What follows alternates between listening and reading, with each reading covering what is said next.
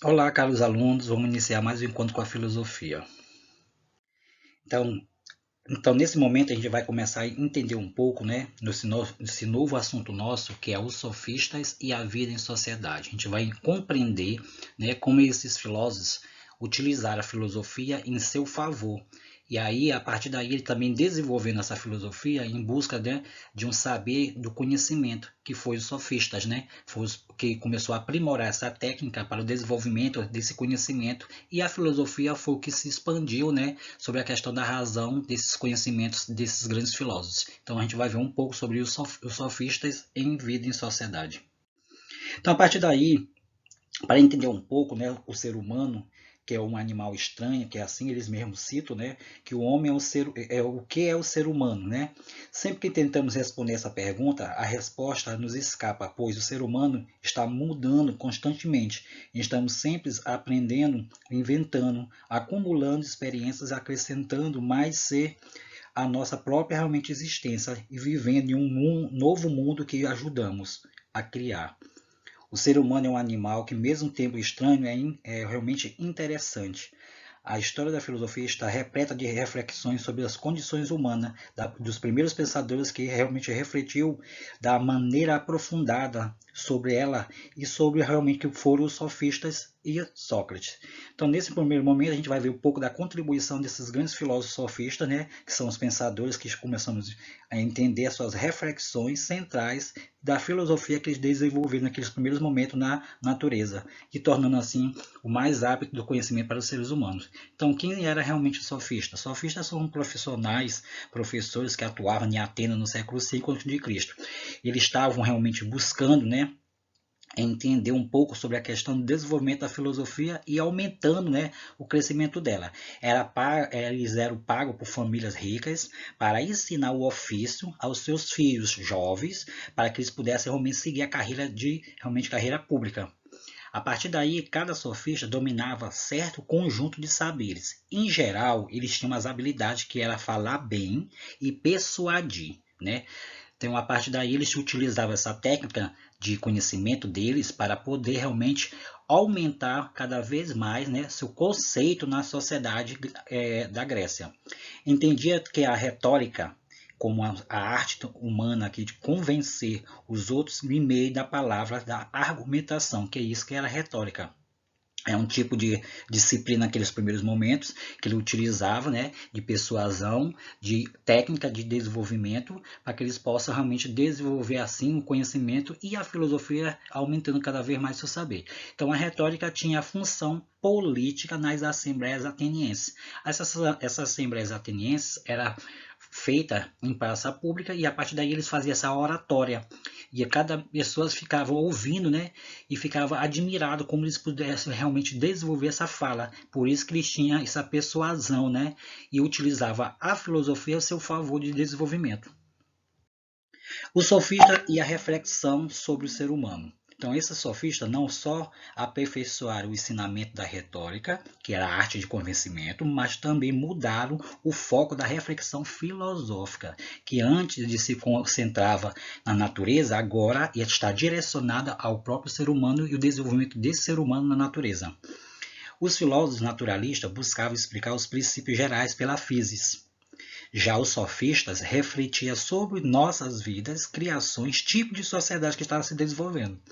Os principais assuntos que eles tratavam os sofistas eram a política, arte, retórica, religião, educação e linguagem. São os meios, né, dessas áreas que eles desenvolviam em busca para que pudesse crescer e aumentando cada vez mais, né, a arte do convencimento.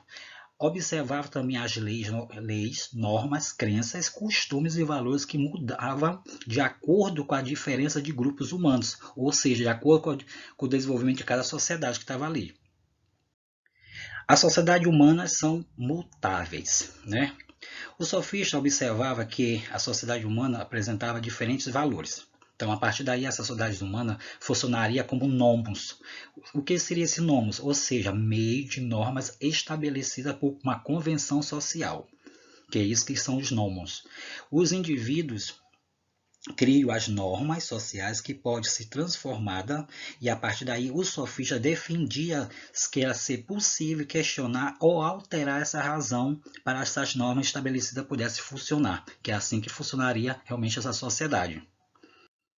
Os principais sofistas temos as ideias de Protágoras e Gógias. Protágoras, aproximadamente 490 a 420 a.C. Protágoras de Abdera, né, afirmava que o homem é a medida de todas as coisas. Para esse filósofo, o ser humano julga o que é certo e errado, útil ou inútil, verdadeiro ou falso. Não existe uma verdade absoluta nas coisas humanas. Isso que defendia o Protágoras. Já o Gógias, né, aproximadamente 483 a 376 a.C., e foi um professor da retórica, a arte do convencimento, da persuasão, né, em Atenas, onde ganhou fama de seu desenvolvimento desse conhecimento. Ele defendia que em nenhuma situação as pessoas poderiam alcançar a verdade absoluta ou única.